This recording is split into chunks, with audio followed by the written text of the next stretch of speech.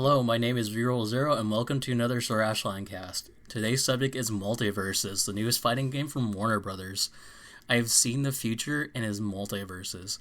Initially, when I wrote this, it was difficult to recommend Super Smash Bros., and now it's easier to say it's one level below Super Smash Bros. Since the first Super Smash Bros. Game arrived 20 plus years ago, there have been a glut of similar games trying to capture the magic that is Smash.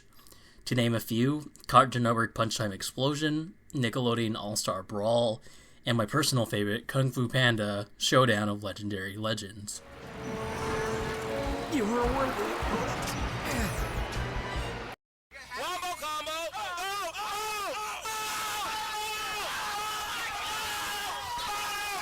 Where almost all had the criteria of Smash Bros., a 4-player fighting game with characters, items, locales, and stylish finishing move all derived from the source material of their respective company, each game either lacked graphics, gameplay, or often it was both.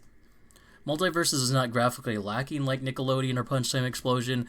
It performs well, and with an exemption of a few characters, nobody's outright overpowered. Bugs!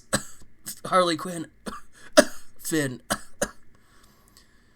The only complaints I've noticed, besides wonky hitboxes, which I know they said they'll be working on hit detection, no priority or clashes between characters, no armor for the tanky characters, such as Superman or Iron Giant, a delay for inputs, and an awful community. And to be fair, all of this can be fixed except for the community problem. The personal complaints for me are the non-existent single-player options and music being an afterthought.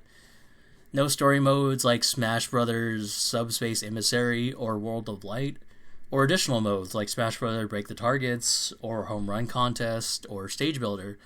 But to be fair, Smash added those gradually and not all at once.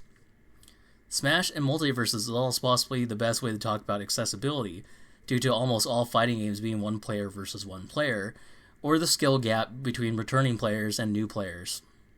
MultiVersus even makes it more accessible by being free to play, and crossplay is enabled by default, meaning it's on whatever system you play. You know, why pay $60 for the game, plus system, plus 2 Fighters Passes when MultiVersus is free? The saddest thing for me is that MultiVersus Superman is hype and an enjoyable character to play, and I really don't like Superman. It's kind of almost the same phenomena where Injustice makes characters more appealing by having cool abilities or supers like Aquaman, The Atom, Firestorm, Green Arrow, or Dr. Fate. MultiVersus as a base game is really striking, and when the next Smash Bros. Is eventually released, hopefully both games will continue to exist and build off each other's improvements.